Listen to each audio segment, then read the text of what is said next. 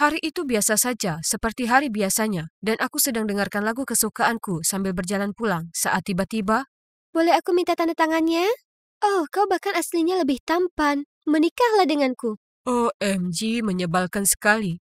Apa mereka tak punya kerjaan? Jadi kuhela napas dalam lalu berkata, "Oh, aku lapar sekali. Cuaca seperti ini membuatku ingin makan taco. Andai saja." Bisa ditebak, tanpa membiarkanku menyelesaikan kalimat, mereka bergegas pergi dan 5 menit kemudian cewek-cewek itu kembali dengan taco yang cukup untuk kumakan sepanjang minggu. Ku ambil satu, mengunyahnya dengan mulut terbuka, lalu mengusap mulutku dan bersendawa keras sekali. Mereka melihatku jijik lalu segera pergi. Dan memang, feed Twitterku malam itu tak mengecewakan. Kulihat banyak postingan dari para penggemar mengatakan aku kasar, rakus, dan tak tahu berterima kasih. Para penggemar bodoh ini seharusnya berhenti berfantasi tentang idola mereka, sungguh. Oke, cukup internet untuk hari ini. Sekarang aku harus meninjau naskah untuk penampilan besok. Aku sangat menyukai sulap dan berpartisipasi di semua pertunjukan besar di kota ini dan sekitarnya. Setiap hari meliputi penelitian yang mendalam untuk temukan trik baru. Jelas, semuanya membuahkan hasil. Hai, aku Aston, dan penampilan sulap terakhirku sukses besar. Tapi sayangnya ini bukan aku. Ini aku. Dan cowok itu Lasper, saudara kembar identiku. Dan cewek cantik itu Miranda, dia teman sekolah dan juga asisten kami. Dia adalah angin segar pembawa perubahan dalam pertunjukan kami. Dia juga cewek yang paling mengagumkan yang pernah kutemui. Tapi aku tak pernah punya nyali untuk memberitahunya itu. Kami lakukan pekerjaan dengan baik hari ini, terutama kau, Ashton. Naskahnya luar biasa dan para penonton sangat menyukainya. Terima. Aku tak tahu bagaimana aku bisa berterima kasih pada kalian. Aku belajar banyak sekali dan aku sangat senang bekerja dengan kalian berdua. Ini adalah kesempatanku untuk memberitahu Miranda bagaimana perasaanku. Kubuka mulutku untuk bicara, tapi kemudian Jasper muncul tersenyum di sampingnya dan berkata, "Dan kau juga cantik. Kau sangat berbakat dan menawan. Para penonton menganggapmu luar biasa. Begitu juga aku." Miranda balas tersenyum. Kemudian mereka berdua mulai ngobrol dan berjalan pergi, meninggalkanku di belakang. Jujur, kami mungkin kembar identik soal penampilan, tapi kepribadian kami saling berseberangan. Saudaraku menyukai perhatian, sementara aku agak pemalu. Saat kami masih kecil, semua orang lebih memilih Jasper daripada aku. Tak masalah ibu mendandani kami dengan pakaian yang sama. Orang-orang selalu mengerumuni Jasper dan menyebutnya tampan, cerdas, dan pintar. Sementara aku, ya, aku mungkin saja tak terlihat. Hai, jangan salah, aku tak benci saudaraku. Tapi aku muak selalu menjadi bayangan di sampingnya. Lihat, bahkan piala-piala ini tertulis nama Jasper, bukan namaku. Hei, Aston, ku dapatkan ini untukmu beberapa hari lalu, tapi aku lupa. Have fun. Aku tersenyum masam dan bergumam terima kasih, tapi jujur saja dalam hati aku merasa tak karuan.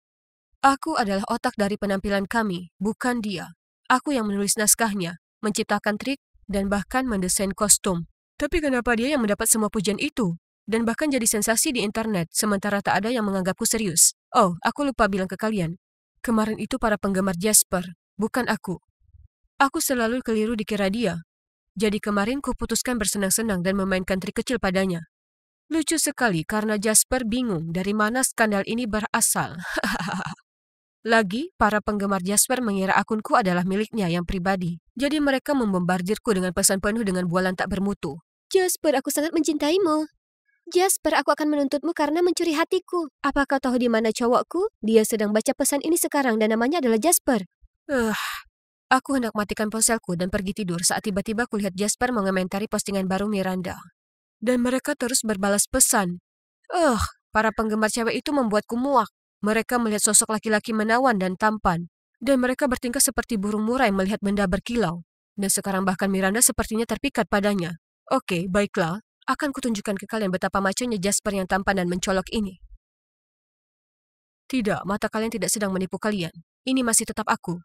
Tapi aku memakai pakaian saudaraku dan menata rambutku sepertinya. Sekarang mari kita bersenang-senang. Pertama-tama, Jasper kami perlu make up. Sekarang mari kita lihat bagian itu. Seperti rencana, tak lama sebelum orang-orang mulai menyadari siapa aku dan mulai merekam video. Jadi, aku sengaja berteriak ngeri dan melarikan diri. Seperti yang kukira, video itu tak lama beredar di sosial media, dan komentar tak henti berdatangan. Hei, bahkan beberapa YouTuber membuat video reaksi ke video itu. Ya ampun, ini sangat lucu. Aku tertawa terus sampai perutku sakit. Tiba-tiba, Jasper merangsek masuk ke kamarku. Dia bahkan tak mengetuk pintu. Dia terlihat serius. Hei, apa ini? Kelas kita akan mengadakan pesta kostum, ingat? Dan aku akan menyamar jadi cewek. Oke, tapi kenapa memakai pakaianku dan menata rambutmu sepertiku?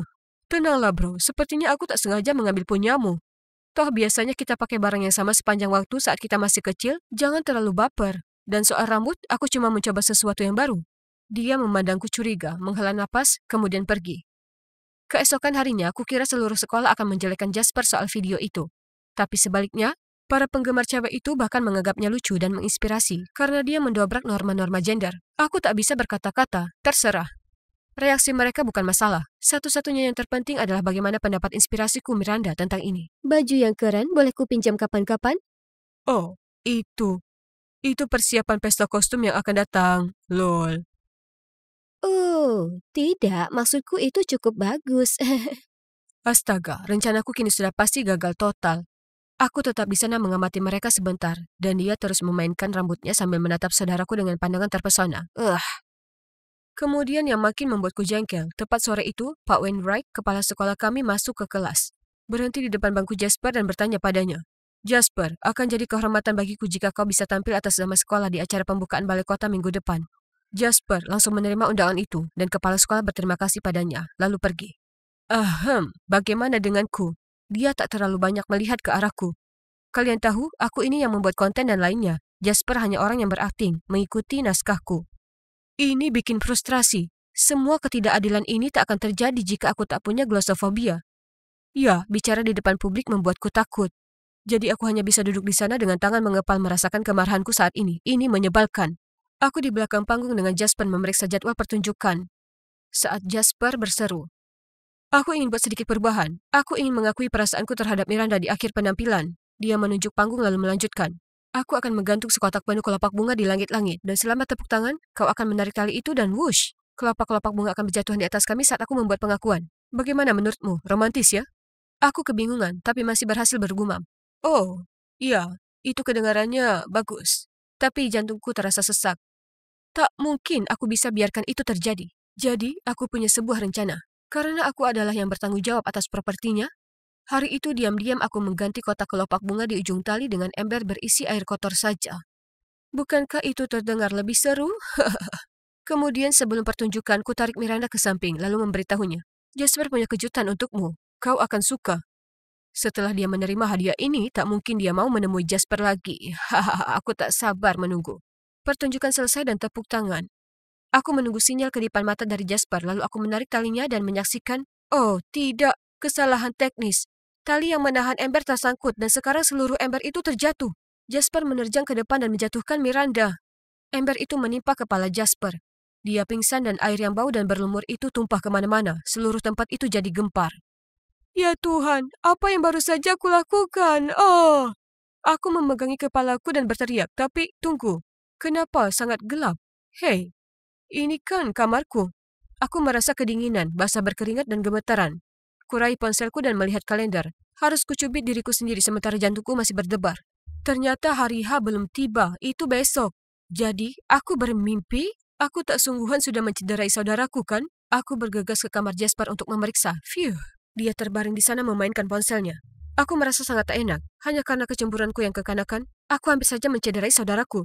Aku berpikir sejenak, lalu kemudian berjalan mendekatinya untuk mengakui semuanya. Jasper, aku minta maaf. Aku harus mengatakan ini.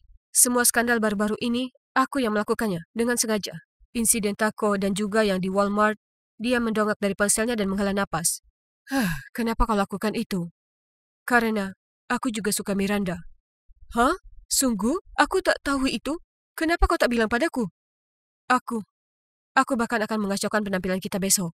Oke, maki atau pukul saja aku, apa saja aku pantas mendapatkannya. Jasper mengepalkan tangannya dan mengangkatnya di depanku. Aku menutup mata dan bersiap menerimanya. Tapi kemudian yang mengejutkanku, dia menepukku di bahu lalu berkata dengan tenang. Aku marah, bukan murka. Tapi jujur, aku lebih kecewa. Kita bersaudara, kita ini keluarga. Tapi aku juga patut disalahkan. Kurasa aku memang terlalu memanfaatkan ketenaran. Aku tahu kaulah yang punya ide untuk semua konten keren itu. Dan kurasa seharusnya aku tak terlalu terbuka dengan perasaanku terhadap Miranda. Dan mestinya mempertimbangkan perasaanmu. Setelah ngobrol beberapa saat, kami akhirnya setuju bahwa setelah penampilan besok, kami akan mengirim pesan ke Miranda mengakui perasaan kami. Dan apapun yang diterimanya, itu merupakan kehendak Tuhan. Pertunjukannya luar biasa, dan kami bahkan berfoto dengan wali kota dan menjabat tangannya. Tapi momen yang paling mendebarkan adalah hal ini. Saat kami pulang, Jasper dan aku duduk bersebelahan dan mengirim pesan ke Miranda mengakui perasaan kami. Pesan muncul di ponsel kami bergantian. Jadi siapa yang akan memenangkan perebutan cinta ini? Aku menahan napas dan membuka pesan. Aston, aku merasakan yang sama, tapi tolong rahasiakan ini dari Jasper. Aku tak mau dia merasa canggung. X. Aku hendak berteriak kegirangan saat kulihat Jasper tampak puas. Kami saling bertatapan bingung, lalu kemudian menyandingkan dua ponsel untuk membandingkan. Ya Tuhanku, Miranda mengirim pesan padaku dan Jasper dengan pesan yang sama. Dia hanya menukar nama kami. Aduh, jadi dia berencana untuk mencintai kami berdua diam-diam? Selama ini dan pujian hatiku ini sebenarnya adalah ular kecil yang licik? Sia. Dan kalau dipikir aku hampir kehilangan saudaraku gara-gara dia. Dia sungguh tak pantas. Kami tercengang, kemudian kami berdua tertawa terbahak-bahak. Dan kalian bisa tebak apa yang kami lakukan setelahnya, tentu saja. Kami mengucapkan selamat tinggal ke Miranda dan mencari asisten baru. Semoga kami berdua tak naksir yang satu ini. Hah.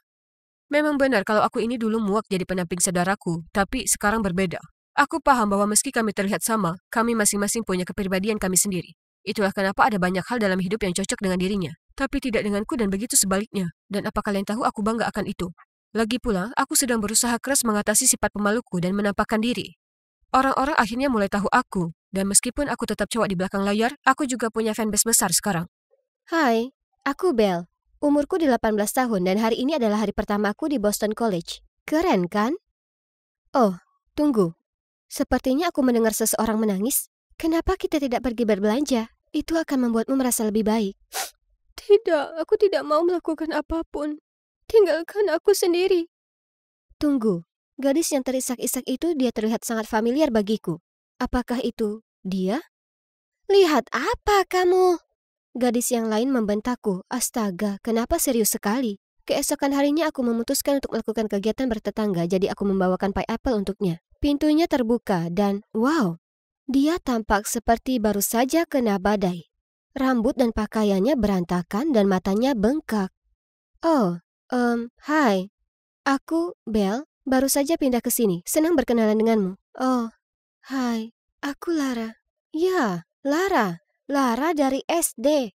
Bagaimana mungkin dia tidak tahu kalau itu aku? Kemudian kenangan masa kecilku mulai muncul kembali di benakku. Saat itu aku sangat pemalu dan karena keluargaku punya masalah keuangan, aku selalu memakai pakaian usang. Aku kira ini menjadikanku sasaran empuk bagi beberapa anak jahat. Lalu suatu hari saat aku sedang berjalan pulang dari sekolah, anak-anak itu mengikutiku, mendorongku, lalu mulai tertawa sambil menggeledah tasku. Namun kemudian sebuah mobil mewah berhenti di samping kami, dan Lara mengintip melalui jendela dan berkata kepada mereka, "Biarkan dia sendiri, kalau tidak aku akan membatalkan undangan kalian ke pestaku." Setelah itu Lara pergi sebelum aku sempat mengucapkan terima kasih, dan anak-anak jahat itu langsung pergi. Melalui mata anak kecilku aku melihatnya sebagai bidadari. Dia cantik dan populer, tapi dia tetap berhenti untuk membantuku. Sayangnya, setelah kejadian itu, orang tuaku berpikir yang terbaik adalah memindahkanku ke sekolah lain, dan aku tidak pernah melihat Lara lagi. Ya, sampai sekarang. Terima kasih untuk pie apple-nya. Masuklah jika kamu mau. Oh ya, kalau kamu tidak keberatan.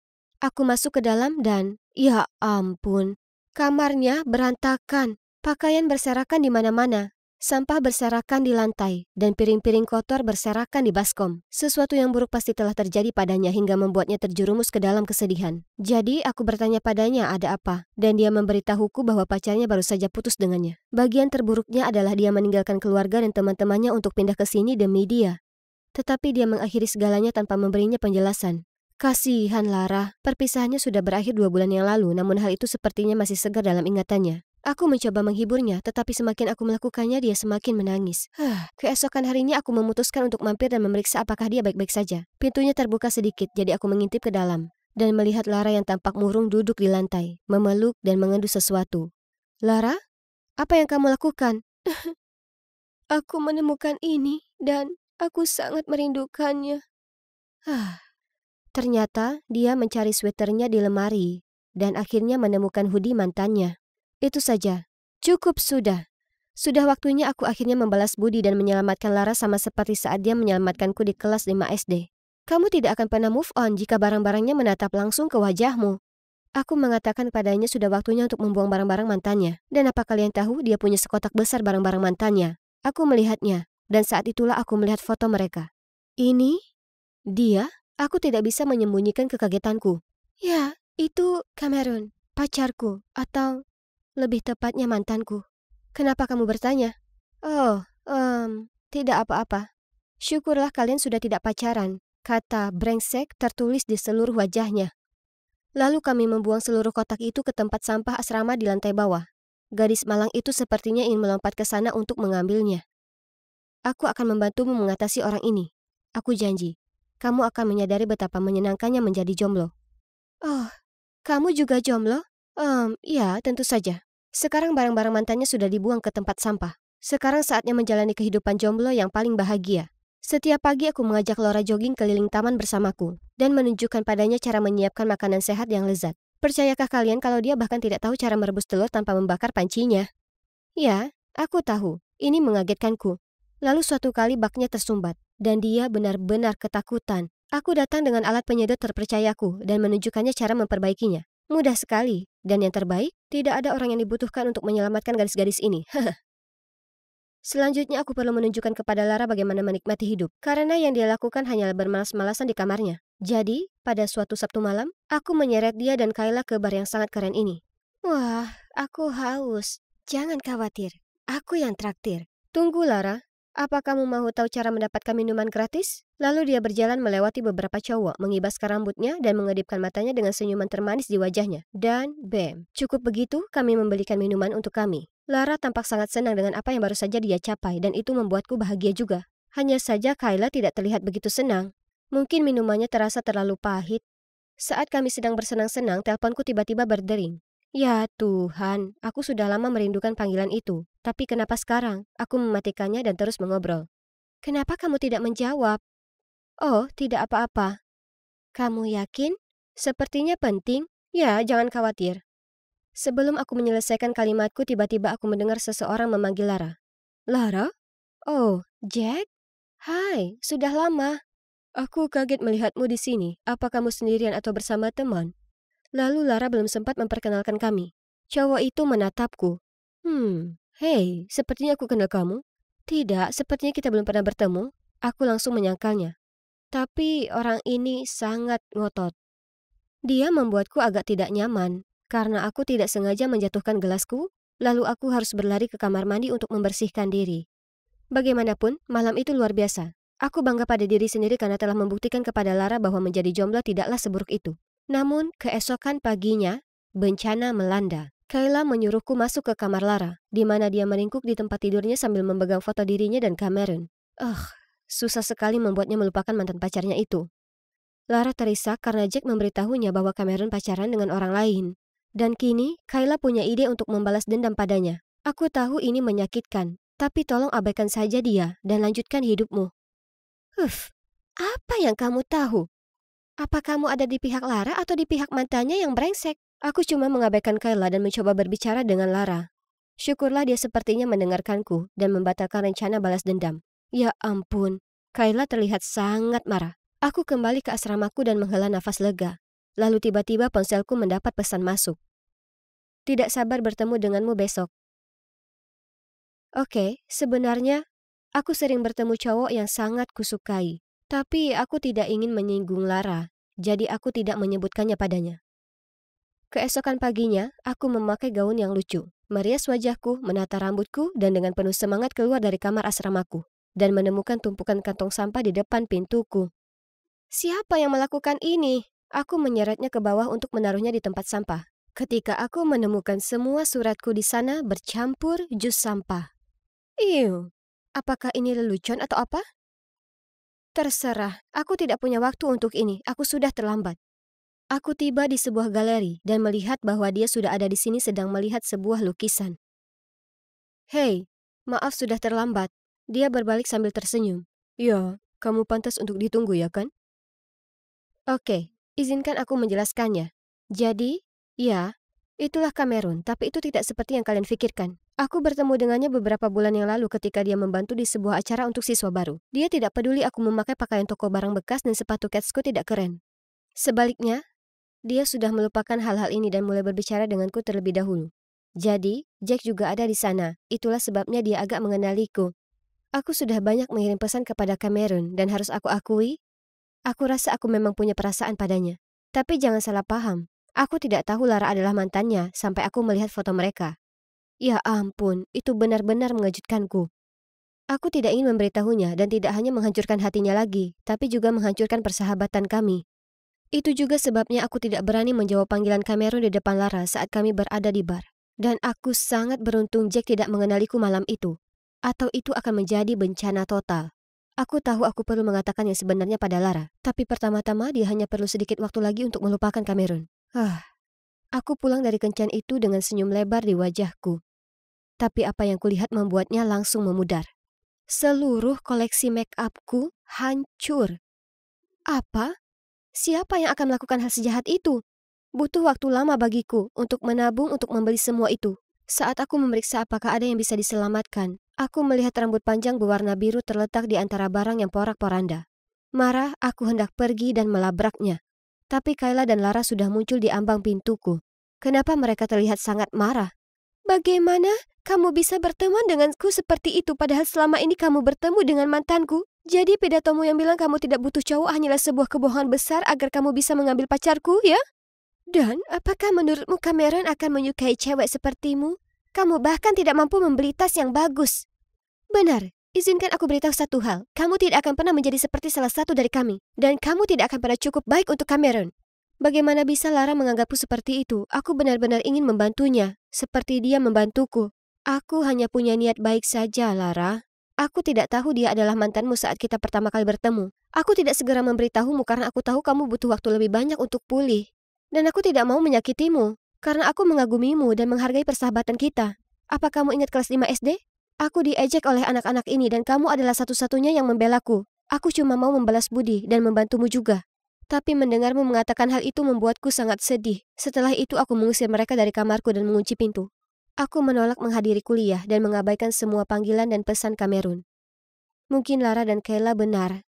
Cameron dan aku tidak seharusnya pacaran. Kami berasal dari dua dunia yang berbeda. Akhirnya beberapa hari kemudian aku harus keluar. Karena aku kehabisan makanan. Ketika aku melewati sebuah kedai kopi, aku melihat mereka, Cameron dan Lara, duduk bersama. Jadi Kayla benar. Cowok kaya seperti Cameron tidak akan pernah menyukai cewek biasa sepertiku. Aku tidak bisa lagi tinggal di asrama yang sama dengan Lara, jadi aku mengemasi barang-barangku untuk pindah dari sana. Tiba-tiba aku mendengar suara Lara.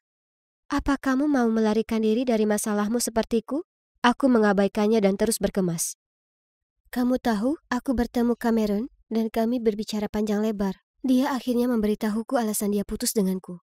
Itu karena aku terlalu bergantung padanya. Dan aku tidak bisa melakukan apapun sendiri. Tapi kamu membantuku berdiri di atas kakiku sendiri. Dan untuk itu, aku tidak akan pernah bisa cukup berterima kasih. Lara, sejujurnya aku selalu ingin mengatakan yang sebenarnya padamu. Aku tahu, tapi itu tidak penting lagi. Tahukah kamu yang penting sekarang adalah menikmati kehidupan seorang jomblo yang mandiri, bukan? Oh, aku membelikanmu ini. Kayla sudah keterlaluan menghancurkan barang-barangmu. Selain itu, menurutku ada seseorang yang ingin bertemu denganmu. Tiba-tiba ada ketukan di pintu. Aku membukanya. Dan ya Tuhan, berdiri di sana, dengan karangan bunga besar adalah Cameron. Jadi sepertinya aku bisa terus mengenal Cameron sekarang. Dan aku tidak perlu pindah lagi. Tapi tahukah kalian apa bagian terbaiknya? Temanku sudah kembali.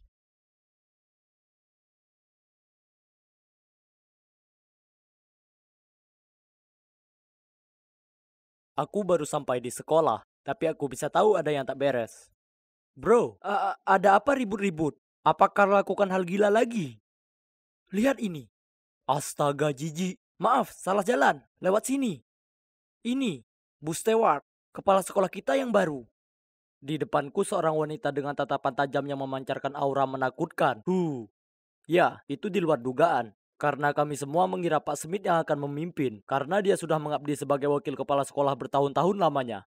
Tiba-tiba, ponsel semua orang bergetar. Ada apa dengan wajah tegas itu? Dia tampak begitu marah pada dunia. Apa dia alergi dengan kulit kita? Rok semua orang terlalu pendek. Tak ada pesta dansa tahun ini. Sulit dipercaya. Dia ini kepala sekolah atau sipir penjara. Perhatian para cowok. Dia tahu tempat merokok rahasia kita. Astaga, lihat semua wajah yang disematkan di ponsel mereka. Para penyebar gosip. Selama beberapa hari berikutnya, rumor tentang kepala sekolah kami yang baru sepertinya tersebar kemana-mana.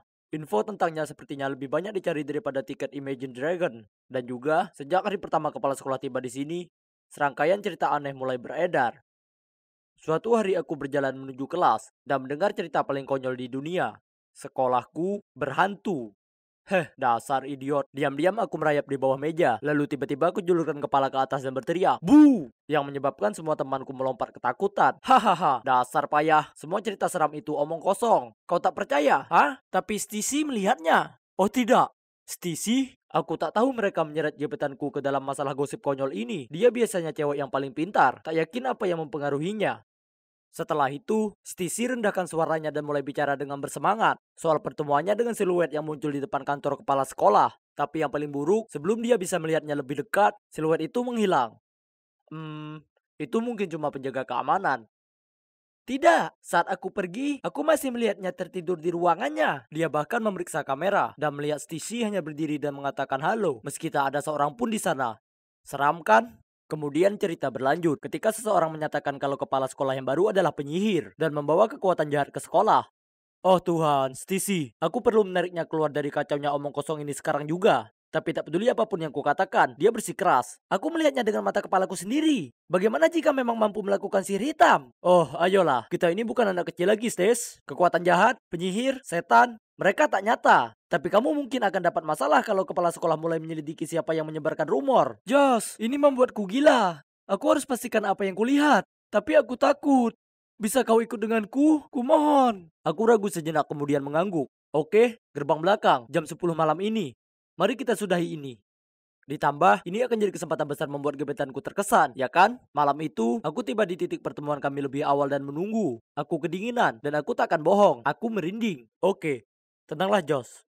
Hantu itu cuma tipu daya pikiran, dan ini waktunya tunjukkan pada pacar masa depanku betapa tangguhnya aku. Saat aku terhanyut dalam lamunan, ada tangan yang tiba-tiba menyentuh bahuku. Yesus, Stacy, kau tahu jam berapa ini? Oh maaf, aku agak terlambat. Apa aku menakutimu? Tentu saja tidak. Mari masuk dan selesaikan obsesimu ini. Tapi, bagaimana caranya kita masuk ke dalam? Stacy menunjukkan lubang besar di pagar sekolah yang tersembunyi di dekat semak-semak. Kami lalu dengan hati-hati menyelinap melewatinya dan sukses menghindari petugas keamanan. Mudah sekali. Di dalam, seluruh koridor sekolah gelap gulita. Dan lampu jalanan bersinar melalui jendela kaca. Skenario ini terlihat seperti film horor, tapi tak ada yang perlu ditakutkan, ya kan? Kugunakan senter untuk memandu Stacy ke ruang kepala sekolah. Saat tiba-tiba suara pekikan keras membuat jantungku mau berhenti. Stacy bergelayut padaku ketakutan. Tenang, kurasa itu hanya suara dari pengeras suara yang berderak. Apa kau takut, Stis? Tidak. Ayo kita pergi. Tapi kemudian segera setelah suara berisik itu berhenti, suara seram lain muncul. Langkah kaki. Apa petugas keamanan sudah melihat kami berdua? Aku berbalik dan tak ada apapun kecuali ruang kosong. Begitu saja. Kami lanjut berjalan dan dia juga berjalan. Dan ketika kami berhenti, dia juga berhenti. Kemudian segera saat langkah kaki itu mulai bergegas ke arah kami, kuraih tangan Stacy dan berlari secepat yang ku bisa. Masuk ke ruangan kepala sekolah dan menutup pintu. Dengar, Stacy, langkah kaki itu mungkin dari petugas keamanan. Kau tahu, jelas kita satu-satunya yang ada di sini. Jadi, berhenti percaya dengan hal seperti ini, oke? Aku baru saja selesai bicara saat tiba-tiba pintu terbuka lebar. Dan, bisa kulihat sosok tak bergiming berdiri di sana. Itu dia! Ya Tuhan, aku begitu takut sampai ketutup mataku dan pegangan ke Stacy. Kemudian saat kubuka mataku, bayangan itu mendekati kami. Ketakutan, aku segera menuju pintu untuk kabur. Dan, bang! Baik aku dan hantu itu terjatuh. Mike, apa kau tak apa? Mike? Kami bertiga duduk dengan canggung di tepi jalan di luar sekolah. Tak perlu angin dingin untuk membuat hatiku membeku. Karena ternyata Stacy sudah punya pacar. Pacarnya itu tak lain adalah Mike, sahabatku. Aku buang-buang waktu berlagak jadi pahlawan. Dan jika kalian penasaran kenapa Mike ada di sana, jawabannya adalah untuk membantu Stacy menggelar pertunjukan hantu ini. Itu benar. Baik suara derak dan langkah kaki itu semua buatannya. Tunggu dulu. Kenapa dia mengarang cerita hantu ini? Dia bahkan siapkan suatu drama untukku dan yang lain untuk mengakuinya. Stacy menjelaskan kalau ini hanya karena kepala sekolah yang baru terlalu kasar. Membuat aturan ketat dan menyusahkan para murid. Tapi kurasa tak ada satupun dari aturan itu banyak berpengaruh baginya. Maksudku, toh Stacy selalu jadi murid teladan. Jadi kenapa dia harus berbuat sejauh ini? Aku bertanya tapi Stacy hanya mengacuhkanku dan memintaku untuk merahasiakannya. Di beberapa hari berikutnya, orang-orang terus bertanya padaku mengenai ekspedisi tengah malamku. Awalnya, aku hanya diam saja karena tak mau terlibat dalam gosip yang mengganggu. Dan teringat lagi tentang bagaimana sahabatku ternyata adalah sainganku dalam percintaan. Bagaimanapun, rumor tentang sekolah berhantu beredar cepat dan sampai ke media. Ketakutan melingkupi sekolah. Beberapa murid bahkan pindah ke tempat lain karena mereka terlalu ketakutan. Meskipun aku bukan penggemar aturan ketat kepala sekolah, apa yang Stacy lakukan sudah kelewatan batas. Suatu hari, aku hendak mencarinya untuk selesaikan ini ketika aku lihat dia jalan sendiri menuruni tangga pintu keluar. Stacy, aku tahu kau ini putri kepala sekolah dan admin dari grup obrolan seram yang muncul belakangan ini. Apa? Stacy adalah putri dari kepala sekolah? Tak bisa dipercaya. Dan bukankah orang itu, Pak Smith, wakil kepala sekolah? Mungkin kita mengejar hal yang sama. Apa kau tak mau ibumu kerja di tempat lain juga, betul kan? Tapi caramu sepertinya tak berjalan begitu baik. Jadi apa saran Anda? Ada cara lebih mudah, yaitu memberiku stempel ibumu. Aku akan atasi ini. Ini terlalu bahaya. Bagaimana saya bisa mempercayai Anda? Sekarang kita di pihak yang sama. Kau mungkin tak ingin ibumu tahu apa yang sudah kau perbuat di belakangnya, ya kan? Segera setelah Pak Smith pergi, aku langsung lari ke Stacy. Tidak, kau tak bisa lakukan itu. Kau bahkan tak mengenalnya secara langsung. Hati-hati. Tapi Stacy bersikeras melakukan caranya sendiri. Dia bilang kalau sejak ayahnya meninggal, dia sudah mulai lelah dengan aturan-aturan ibunya. Sekolah adalah satu-satunya tempat di mana dulu dia merasa bebas. Tapi sekarang, itu juga telah hancur baginya. Aku tak bisa hidup 24/7 di bawah kurungan ibuku. Apa kau mengerti? Nah, itu benar. Bahwa jadi anak seorang guru pasti sudah cukup membuat stres. Apalagi jadi anak kepala sekolah yang tegas. Itu pasti lebih melelahkan. Tapi berkonspirasi dengan Pak Smith adalah langkah yang terlalu jauh, ya kan? Dan apa yang akan terjadi. Beberapa hari berikutnya, banyak sekali pesan bocor mengenai kepala sekolah memasukkan skor untuk meningkatkan ranking sekolah. Dan tentu saja, ia akan jadi subjek dari prosedur kedisiplinan dan mungkin keluar dari pekerjaannya selamanya karena melanggar etika profesi. Kulihat Stacy, wajahnya muram dan tiba-tiba dia melesat keluar kelas. Aku mengejar dan mencarinya kemanapun, tapi dia tak bisa kutemukan. Hingga aku dengar suara isak tangis dari kantin yang terbengkalai. Syukurlah itu dia. Melihatku, Stacy pecah tangisnya dan mencurahkan isi hatinya. Dia tak menyangka konsekuensi tindakannya dan dengan naif membiarkan Pak Smith mengambil untung dari kepercayaannya dan menyusun semua ini. Stis, kurasa yang terbaik adalah untuk memberitahu ibumu kebenarannya. Masih ada waktu memperbaiki ini. Cepat, sebelum terlalu terlambat. Dia menyeka air matanya dan memberiku pelukan, lalu setuju untuk pergi mencari ibunya. Bu, aku menyesal. Aku yang mulai rumor itu dan bersekongkol dengan Pak Smith untuk membantu menghancurkan karir ibu. Kukira kepala sekolah akan meledak, tapi kemudian yang mengejutkanku, ia mendekat dan menarik Stacy ke dalam pelukannya. Aku tahu semuanya jadi berat, sejak ayahmu tak lagi bersama kita. Aku hanya begitu khawatir dirimu membuat pilihan yang salah dan akan mengambil langkah keliru hingga aku mulai bersikap lebih tegas padamu. Aku menyayangimu, pernah bermaksud memberi beban seberat ini padamu. Aku minta maaf. Tolong maafkan Stacy, dia tak pernah bermaksud menyakiti Anda dan merasa tak enak sekali tentang itu.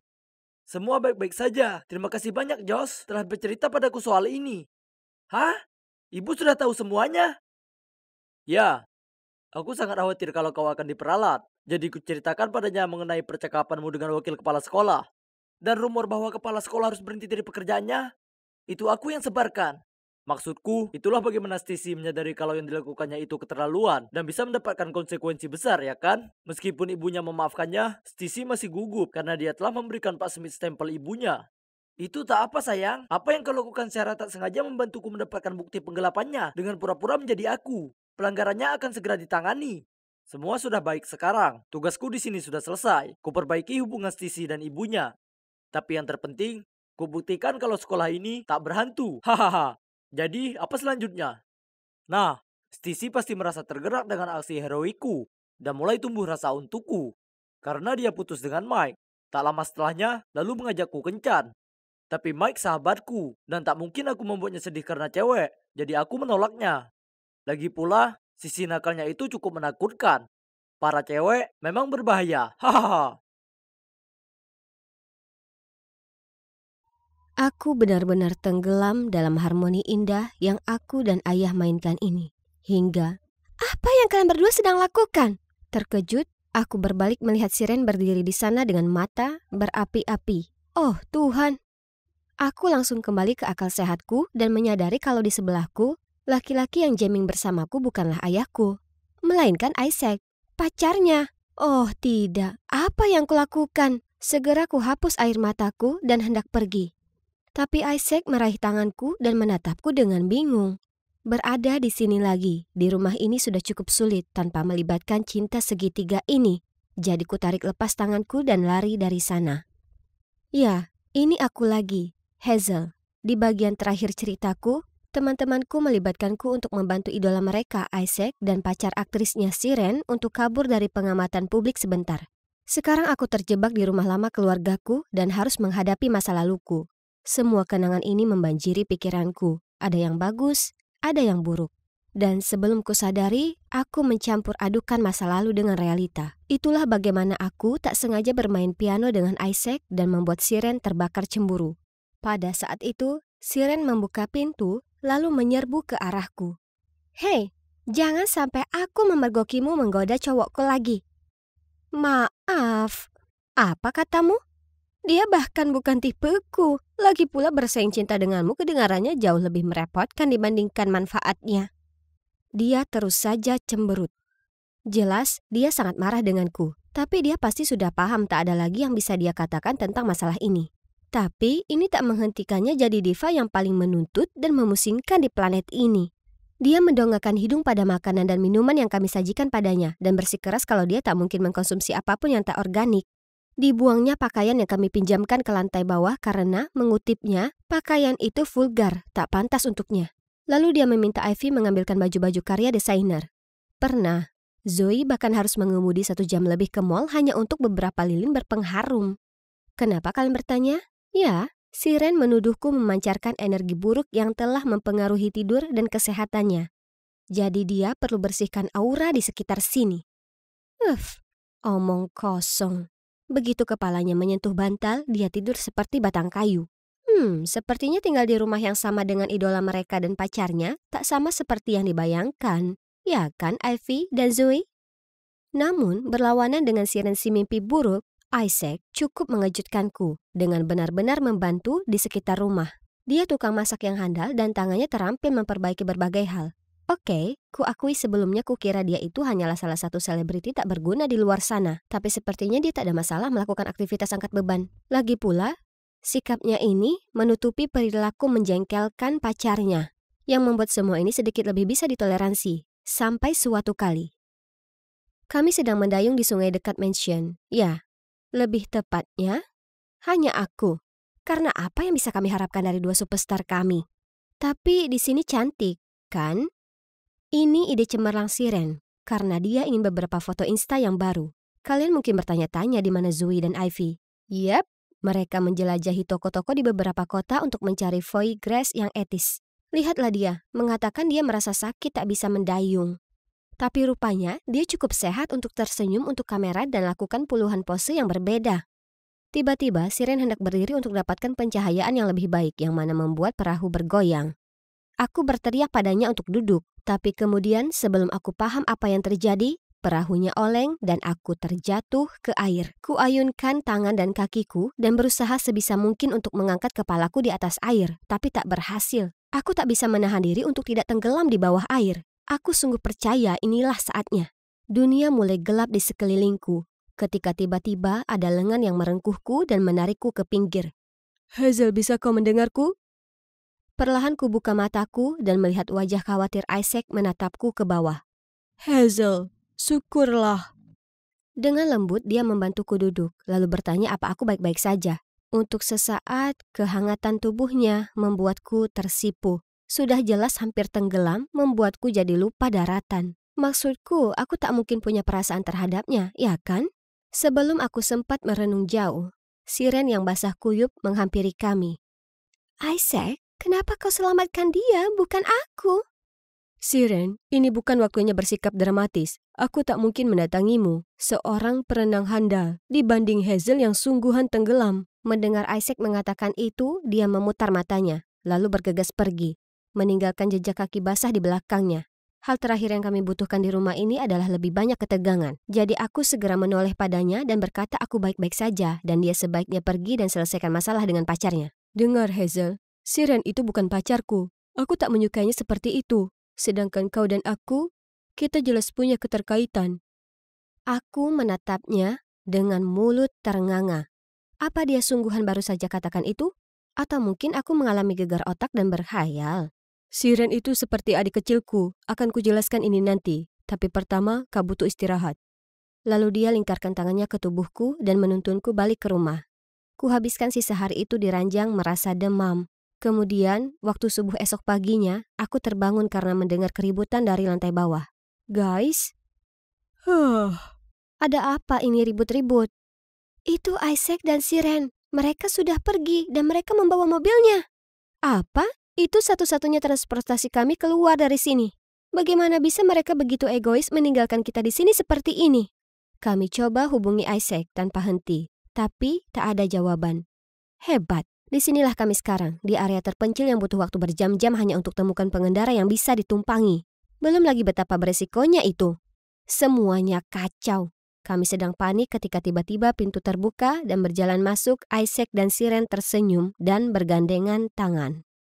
Dari mana kalian? Kalian tak bisa pergi begitu saja tanpa beritahu kami. Oh, Ivy pinjami kami mobilnya. Apa dia tak bilang? Aku dan Zoe mengalihkan pandangan ke Ivy. Dia terbata-bata. Tapi kukira kalian berdua hanya pergi sebentar, bukan menghilang semalaman tak bisa dijangkau.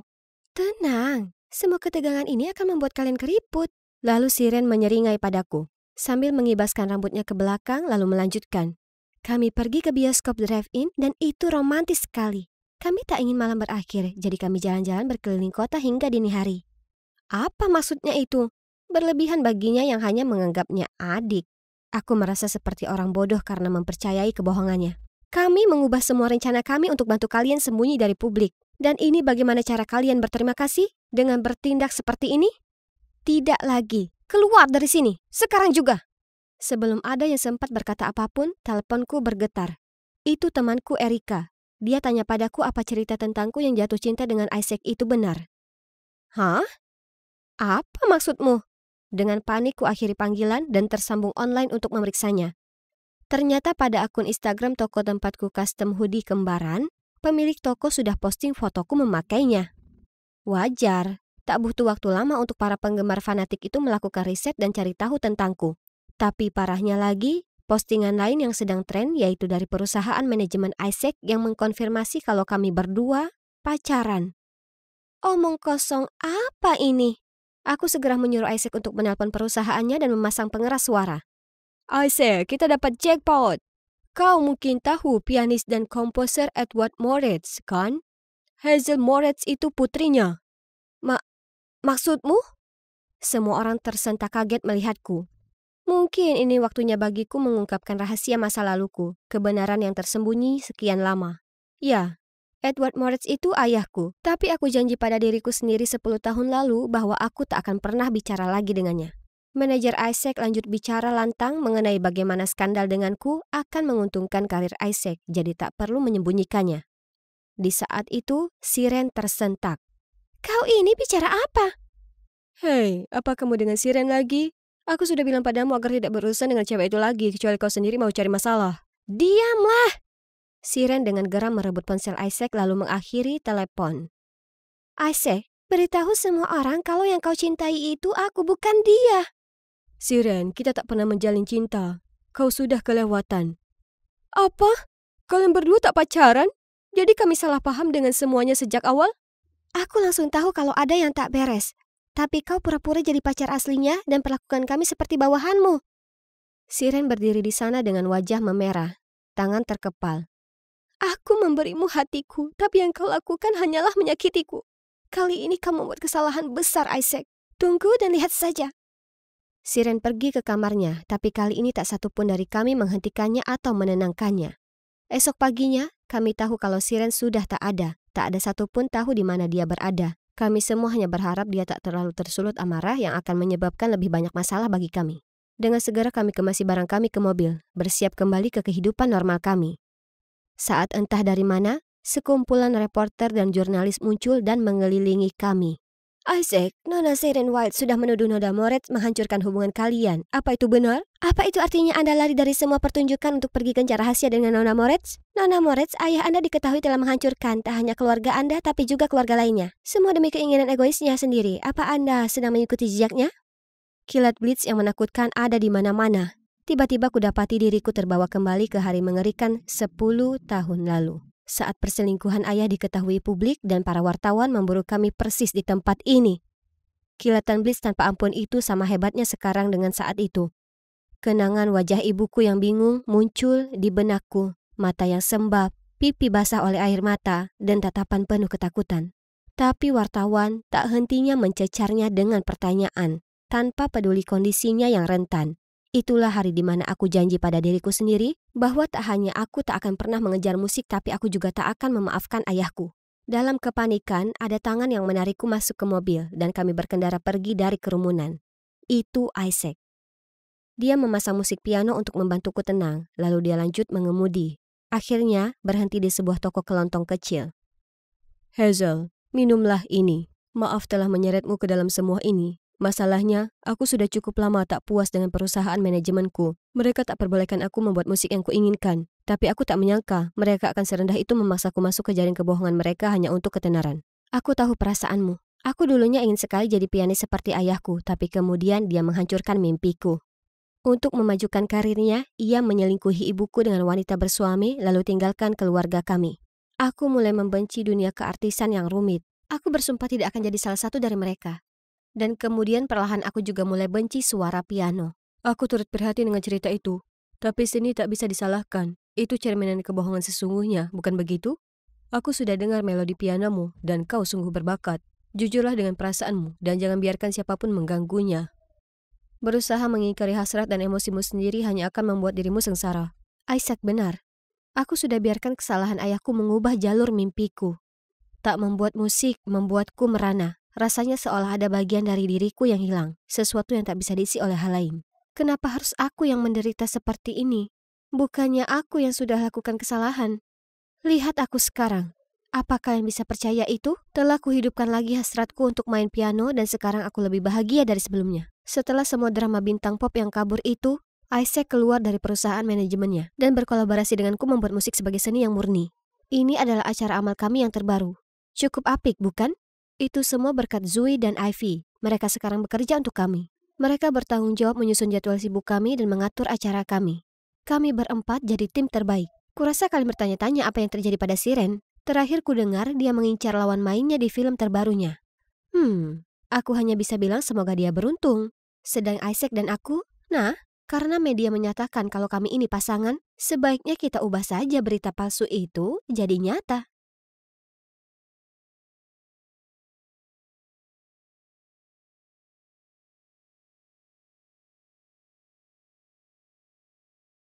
Aku sedang berdiri di tengah ruangan, mengenakan gaun mewah dan topeng berkilau. Semua mata tertuju padaku, tapi aku bisa rasakan betapa palsunya mereka. Seharusnya ini merupakan ultahku yang ke-16. Tapi, semua tamu di sini benar-benar orang asing. Ini semua kesalahan si bola slime Gregory itu. Sebenarnya, pesta OTT ini semua gara-gara dia. Oh, hai, aku Vivian, tapi teman-temanku memanggilku Viv. Ibuku, Jacqueline Mars, adalah salah satu orang terkaya di bumi. Jadi, aku tumbuh dengan mengira mansion megah, kolam renang raksasa, dan satu lantai penuh untuk mainan itu lumrah. Ya, paling tidak begitu hingga aku berumur 10. Hari itu, aku sedang main di rumah bonekaku yang seukuran aslinya, saat ku dengar suara orang bicara di seberang pagar. Ku intip dari balik pagar, dan kulihat ada wanita dan anak perempuan sekitar seumuranku terlihat cukup aneh. Penasaran, aku berbicara. Hei kau, kenapa kau berdandan lucu sekali? Maaf, apa katamu? Kau bahkan tak pakai sepatu. Itu sangat bodoh. Kau yang bodoh. Aku bertaruh kau pasti tak pernah coba ini sebelumnya, Jadi cobalah. Anak kaya manja sepertimu selalu memandang rendah orang lain. Sementara nyatanya, kau tak berguna bagi masyarakat. Aku hanya berdiri di sana kebingungan saat petugas keamanan mengusir mereka pergi. Aku tak pernah bermaksud menyinggungnya. Aku hanya penasaran. Jadi ku bergegas masuk ke rumah mencari ibuku dan bertanya padanya tentang ini. Oh sayang, tak semua orang bisa sekaya kita. Itu artinya kau tak perlu khawatir soal apapun, manisku. Sekarang mainlah biar ibu bisa bekerja, oke? Bahkan sampai hari ini, kata-kata ibu masih melekat di telingaku. Aku mulai benci kekayaan keluargaku. Aku hanya ingin jadi anak normal. Itulah kenapa, saat aku menginjak SMP, kuyakinkan ibu untuk mengizinkanku pindah dari sekolah swasta ke sekolah negeri dan menghapus segala sesuatu tentangku di dunia maya. Jadi tak ada yang tahu tentang keluargaku yang berpengaruh. Aku naik bus ke sekolah, beli pakaian di toko loak, dan menyiapkan makan siangku sendiri bukannya bawa sajian mewah yang dibuatkan chef untukku. Kehidupan yang sangat normal. Hingga Gregory, si pacar ibu, muncul. Dia ikut campur dalam segala hal. Ibu tak hentinya mengomeliku tentang pakaianku, sekolah negeriku yang kumuh, atau aku harus berhenti nongkrong dengan anak-anak yang biasa saja. Dia membuatku gila. Dan untuk melengkapinya, dia memberi ide ibuku untuk mengadakan pesta ulang tahun ke-16 untukku. Aku benci perhatian. Ibu tahu ini. Tapi apa yang Gregory inginkan, akan Gregory dapatkan. Ini bisa jadi kesempatan untuk memperkenalkannya ke masyarakat dan mendapat rekanan baru. Itu akan baik untuknya saat mengambil alih bisnis di masa depan, bla bla bla.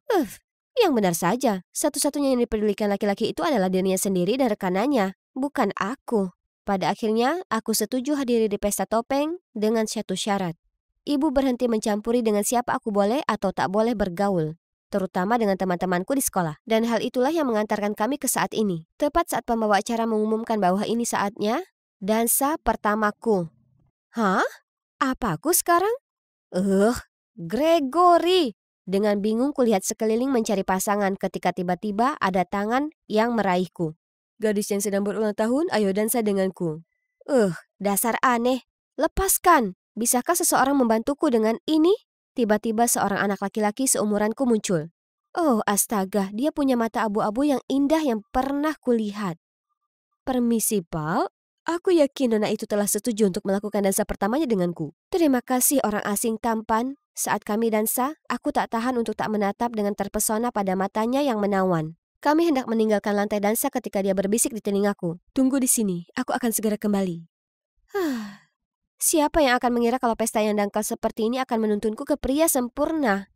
Tiba-tiba, ku dengar suara klik di belakangku. Dan saat aku berbalik, maskerku terjatuh. Oh tidak, seorang paparazzi menggunting tali topengku. Ku coba tutupi wajahku dengan tangan, tapi itu tak berguna. Untung ibu segera datang dan menyembunyikanku di belakangnya. Maaf semuanya, tapi pestanya selesai. Kami bersenang-senang dan berharap bisa bertemu lagi dengan kalian segera. Kemudian ia menuntunku kembali ke kamarku, sementara penjaga keamanan menunjukkan jalan keluar ke semua orang. Sejak saat itu, kehidupanku yang biasa saja berakhir selamanya. Wajahku terpampang di seluruh dunia maya sebagai miliarder, putri dari Jacqueline Mars. Sekarang semua orang di sekolah memandangku lucu. Aku tak paham guys, aku ini masih VIP yang sama seperti dulu. Oh, itu para sahabatku. Mereka pastinya akan mendukungku ya kan? Tapi tidak. Saat aku mendekati mereka, mereka menyerangku dengan mengatakan bagaimana aku tak cukup mempercayai mereka untuk mengakui jati diriku yang sesungguhnya. Jadi sejak saat ini kami tak lagi berteman. Ini sangat tak adil. Aku tak pernah minta satu pun dari hal ini. Ku hapus air mataku, berusaha seolah tak ada yang terjadi. Hah? Apa ini? Ada secari kertas di atas buku-bukuku yang mengatakan, "Hei, ini aku, cowok dari pesta ulang tahunmu. Aku prihatin atas apa yang terjadi padamu. Jika kau butuh seseorang untuk diajak bicara, kirim pesan padaku kapan saja." Oh, jadi dia dari sekolah kami? Wow, tepat saat kukira tak ada seorang pun yang ada untukku, dia muncul lagi. Tapi tak ada nama. Apa dia masih mainkan permainan misterius ini? Oke, kalau gitu aku panggil dia Satria Bertopeng. Sejak hari itu, kami tak hentinya berkirim pesan. Dia memahamiku, kondisi keluargaku, dan teman-temanku, semuanya. Pernah, dia bahkan diam-diam selipkan tiket konser Blackpink ke dalam tasku. Karena aku pernah bilang padanya kalau aku ini fans berat mereka. Di lain waktu, dia mengirimiku kartu hadiah ke toko es krim favoritku sepanjang masa. Ben & Jerry's, hanya untuk menghiburku di hari yang buruk. Au! Es krim ini rasanya lezat, tapi tak bisa tidak aku berharap Satria Bertopengku ada di sini bersamaku. Yang ku tahu, dia punya mata abu-abu terindah dan rambut hitam yang memukau. Wah, panjang umur. Hei, aku punya kejutan untukmu di hari Valentine ini. Kuharap kau bersemangat ketemu aku seperti aku ingin bertemu denganmu. Akhirnya, aku akan bertemu cowok yang kusuka. Aku tak sabar. Di hari Valentine, aku sedang belajar bahasa Inggris sambil menatap keluar jendela dan memikirkan kesatria bertopengku. Aku ingin tahu seperti apa dia. Ladies, aku sudah bawakan mawar Valentine kalian. Ini silakan, Viv. Ini dia. Ini pasti darinya. Selamat hari Valentine. Silakan nikmati mawarnya lalu datang dan temui aku dekat kolam. X. Dengan cepat ku buka permennya, memasukkannya ke mulutku lalu bergegas menemui pria impianku. Di mana dia? Saat aku berusaha memanggilnya, ruangan mulai berputar. Kulihat bayangan sosok hitam yang kabur. Kemudian, Oh, kepalaku rasanya membunuhku. Di mana aku? Dan tangan siapa yang ku genggam? Tunggu dulu. Mata itu? Dia pasti. Syukurlah kau sudah siuman. Apa kau adalah... Yang berdasar denganmu di pesta ulang tahunmu. Secara nyata. Ngomong-ngomong, aku Jeremia. Aku punya harapan lebih indah untuk pertemuan tatap muka kita yang pertama kali, tapi ya sudahlah. Ternyata dia selalu tahu aku pergi ke sekolah yang sama dengannya. Tapi dia agak terintimidasi dengan pengaruh keluargaku. Jadi dia putuskan untuk mengenalku lewat pesan terlebih dahulu. Dia bilang polisi telah temukan semacam zat tidur dalam permen mawarku. Sebelum aku bisa menanyainya lebih lanjut tentang hal ini, ibu masuk kamar dan memelukku. Setelah memastikan aku baik-baik saja, ia menoleh ke Jeremia dan berkata, "Kau selamatkan putriku. Untuk itu aku tak cukup berterima kasih. Silakan ikut kami makan malam besok." Jeremia terlihat ragu awalnya, tapi kemudian dia mengangguk setuju.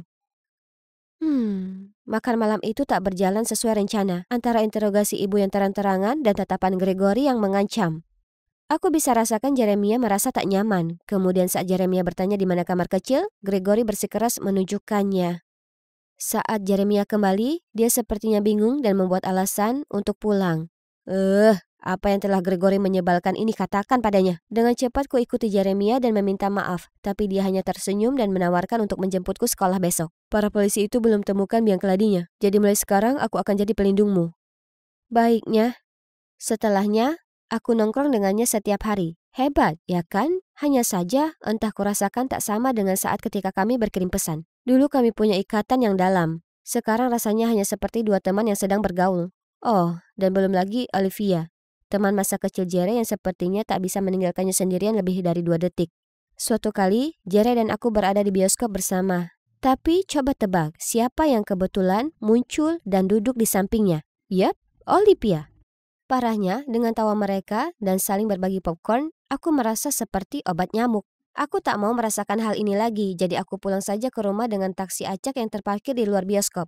Tapi nasib sial, pengemudinya tak tahu jalan. Dia bahkan tak punya ponsel dan aku harus pinjamkan milikku untuk GPS. Pria itu merampasnya langsung dari tanganku. Kasarnya. Tapi tunggu, ini sudah jam 9. Kenapa dia masih mengenakan penutup mata dan bahkan memakai topeng? Saat itu, aku menyadari kalau mobil itu sudah melewati perbatasan kota. Hentikan! Mobil tiba-tiba dipenuhi asap. Dan hal terakhir yang ku tahu adalah dia memiliki mata yang sama persis seperti milik Jere. Aku terbangun mendapati diriku sendiri di ruang tua dengan sarang laba-laba. Di mana tempat ini? Dan sopir pria itu? Aku harus keluar dari sini sekarang. Tepat di saat itu, dia masuk ke ruangan dengan senyuman. Apa kau tak mengenaliku? Apa kau mau berdansa lagi denganku? Karena aku akan suka sekali itu. Apa yang sedang terjadi sekarang? Apa yang baru saja dikatakannya? Apa itu artinya? Dia adalah satria bertopengku yang asli? Mungkin itulah kenapa aku tak merasa terhubung dengan Jeremia? Kenapa Jere berbohong padaku kalau begitu? Begitu banyak pertanyaan muncul di benakku. Ketika tiba-tiba ku dengar sebuah mobil berhenti di luar. Pria itu segera pergi memeriksa. Ini bisa jadi kesempatanku untuk kabur. Saat aku sampai di bawah, kulihat pria pengemudi itu bicara ke Jeremia. Jadi aku bersembunyi di balik pintu dan terus mengawasi. Cameron, hentikan saja ini. Membalas dendam pada ayah kita itu satu hal. Tapi ini sudah selangkah lebih jauh. Bawa Vip kembali ke keluarganya sekarang dan akhiri ini. Aku tahu ini terdengar buruk, tapi percayalah, aku tak pernah sakiti Vip. Aku tak bermaksud membuatnya jatuh ke kolam renang. Itulah kenapa aku masuk untuk menyelamatkannya. Tapi aku butuh dia sebagai umpan untuk tunjukkan ke dunia betapa brengseknya si Gregory itu. Dia tak pantas menjadi ayah kita. Hah? Kubungkam diriku sendiri karena terkejut. Gregory adalah ayah mereka? Dan cowok bernama Cameron itu adalah yang menyelamatkanku. Bukan Jere? Jangan kau lupa siapa yang menantarkan kita saat ibu hampir saja menemui ajal. Kemudian mengambil semua bisnis dan properti. Bakar rumah kita dan meninggalkan kita dalam keadaan tak berdaya. Bajingan itu pantas mendapatkan bagiannya. Aku berusaha memikirkan semua. Saat mobil lain tiba. Milik Gregory. Dengan cepat aku sembunyi di bawah tangga sebelum ia masuk ke dalam dengan beberapa bodyguard. Cameron, Jeremia, anak-anakku, kalian begitu cepat dewasa.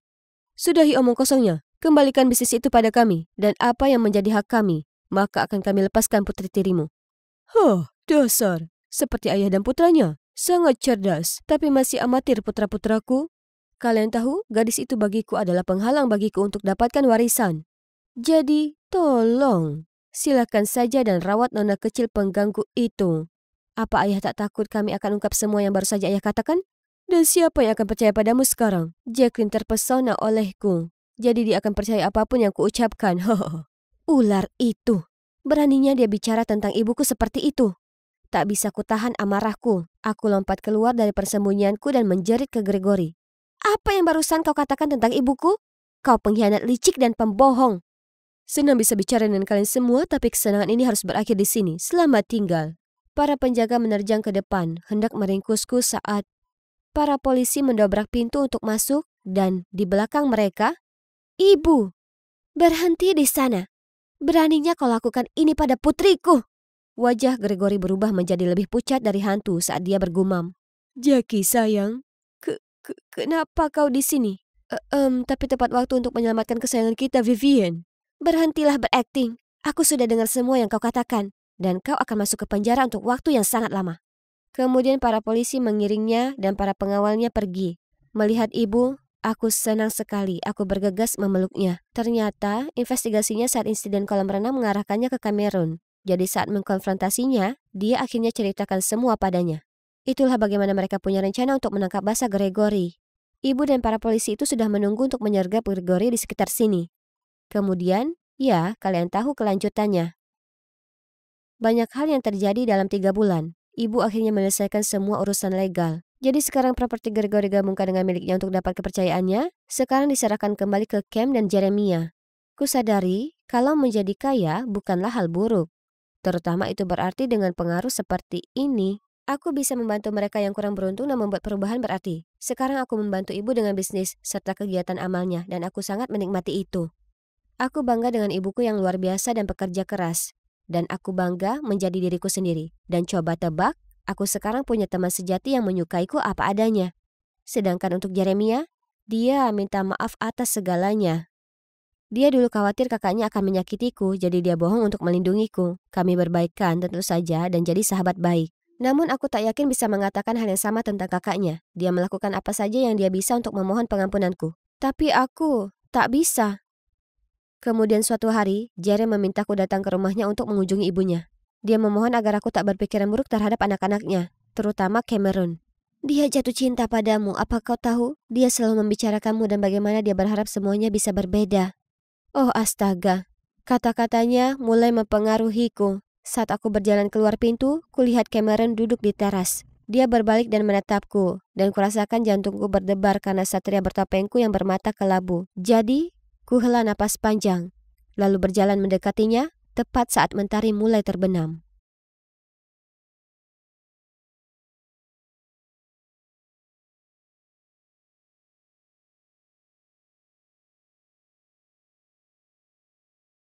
Sekolah ini sangat membosankan. Yang mereka lakukan hanyalah berbicara omong kosong dan melakukan hal-hal yang tidak masuk akal. Lebih buruk lagi, aku merasa tidak akan pernah bisa lepas dari mereka, karena beberapa dari mereka tinggal di lingkungan yang sama denganku.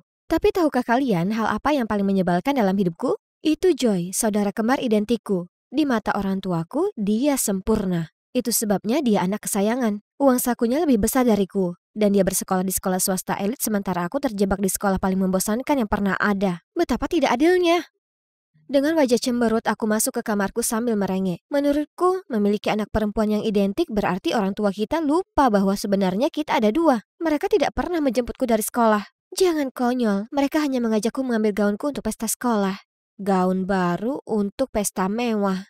Sungguh tidak cocok denganmu. Aku bahkan tidak ingin pergi ke pesta. Percayalah pada orang aneh sepertimu untuk tidak menghargai apa yang kamu punya. Jika aku jadi kamu, aku akan memanfaatkan setiap detik sekolah elitmu itu sebaik-baiknya. Dan jika aku jadi kamu, aku akan menikmati kehidupanku yang bebas tekanan. Kami berdua menghela nafas dan memikirkan kehidupan kami yang melelahkan. Lalu Joy tiba-tiba menoleh ke arahku. Ya Tuhan, Jade, apa kamu mau menjadi aku? Pergi ke sekolahku, lakukan aktivitasku, dan menghadiri pesta. Sungguh ide yang brilian. Kenapa kita nggak pernah kepikiran itu ya? Aku akan menjalani kehidupan mewahnya dan dia akan menjalani kehidupanku yang membosankan. Itu sempurna. Wow, sekolah ini luar biasa. Aku mencoba untuk tetap tenang saat menavigasi lorong tak berujung untuk mencari loker Joy. Ah, ketemu. Aku melihat sekelompok gadis melambai padaku.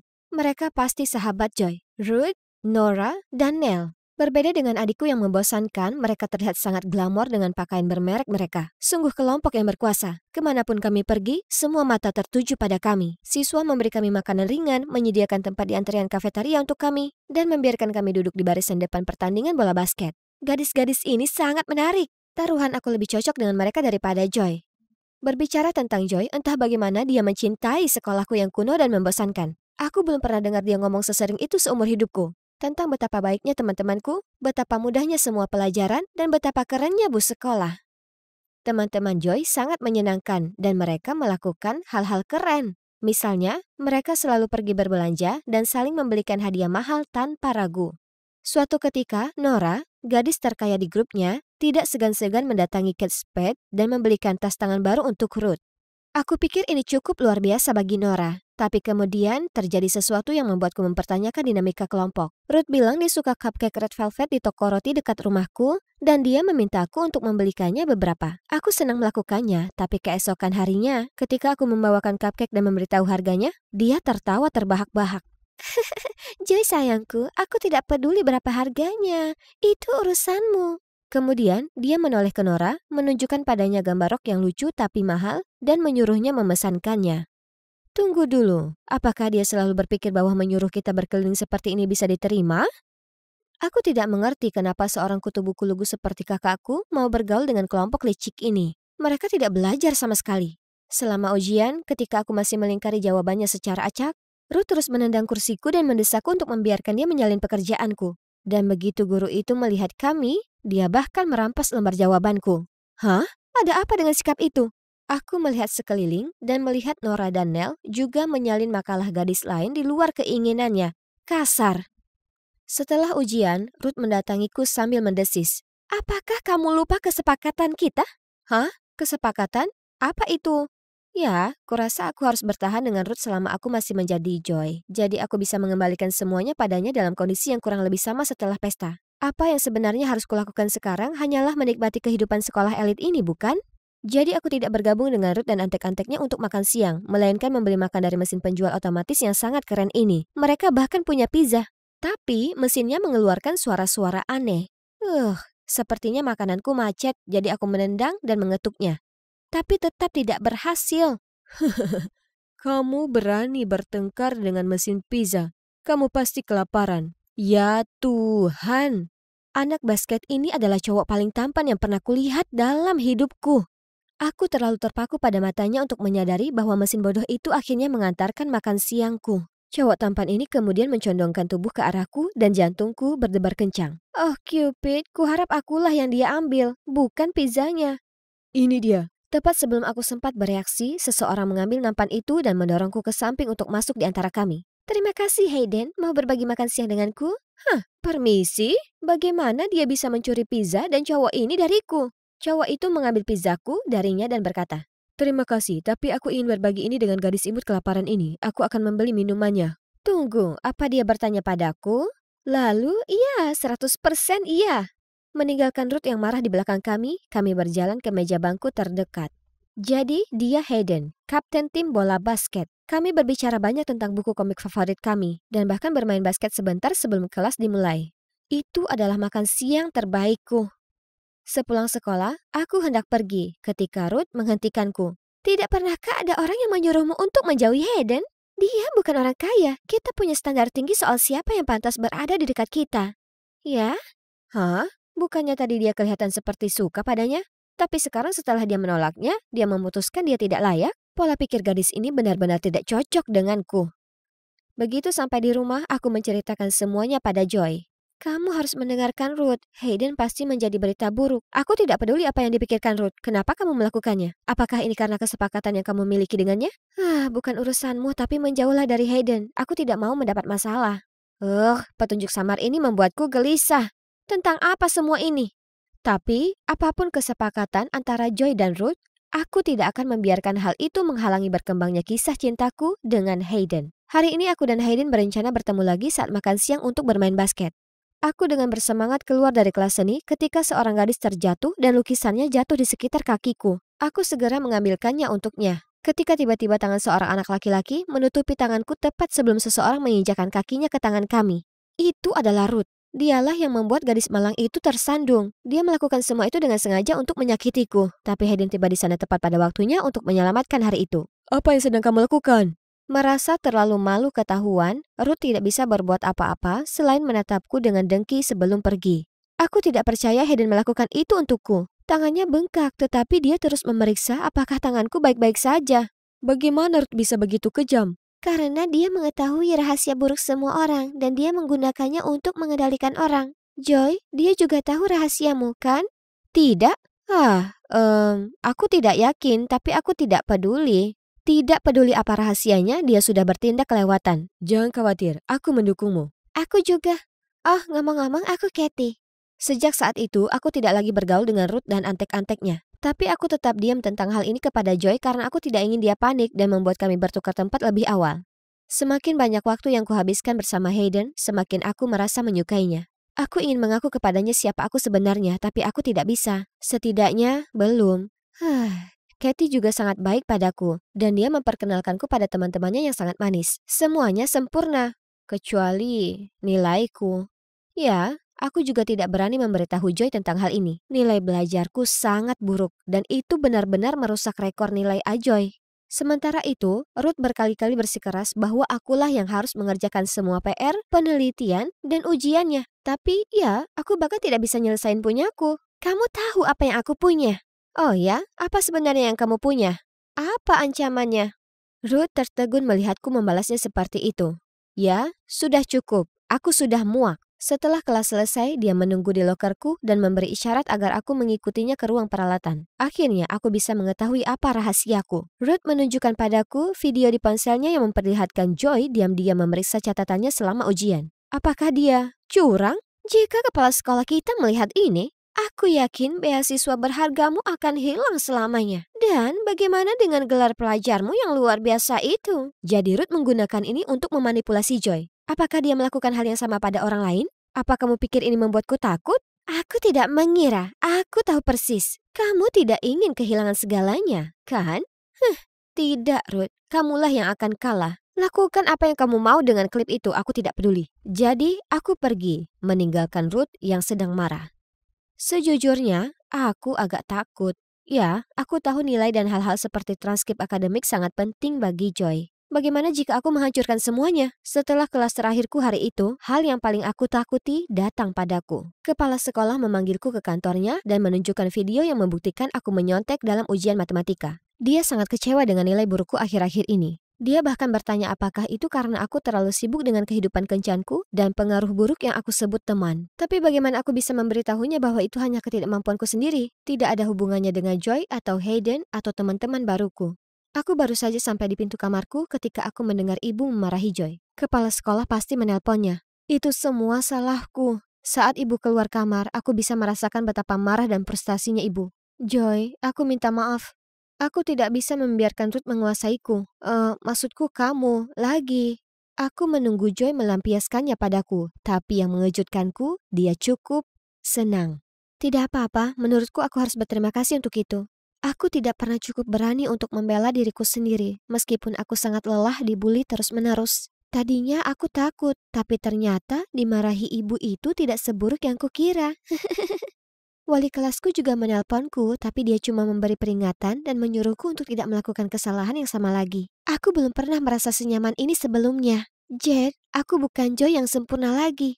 Kemudian Joy cerita padaku tentang tekanan yang dia rasakan untuk menjadi sempurna. Suatu kali, dia bahkan jatuh sakit sebelum ulangan matematika karena terlalu banyak belajar. Karena tidak mempunyai cukup waktu belajar yang layak dan takut mendapat nilai jelek, Joy berbuat curang dan ketahuan serta direkam Ruth sebagai barang bukti.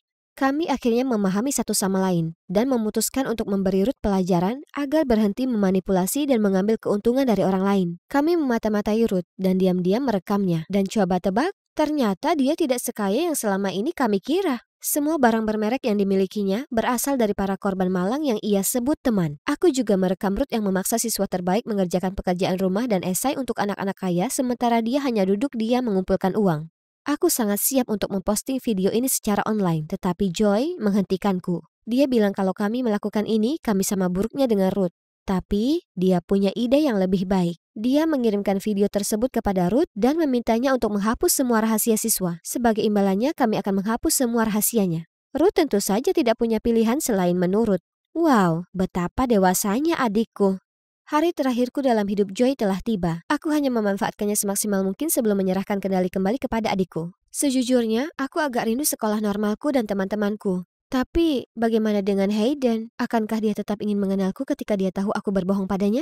Aku sedang mencari-cari Hayden ketika aku melihat beberapa gadis jahat mengejek Ruth karena memakai gaun yang lebih murah daripada gaun mereka. Jadi aku langsung menghampiri mereka dan membisikkan ke telinga mereka bahwa aku tahu semua rahasia kotor mereka dan mereka tidak bisa melakukan apapun selain pergi. Ruth memandangku dengan malu-malu, menggumamkan terima kasih lalu pergi. Pada saat itu, sebuah tangan hangat dengan lembut menggenggam tanganku. Hayden! Wow, kamu keren sekali. Aku tidak sekeren itu, Hayden.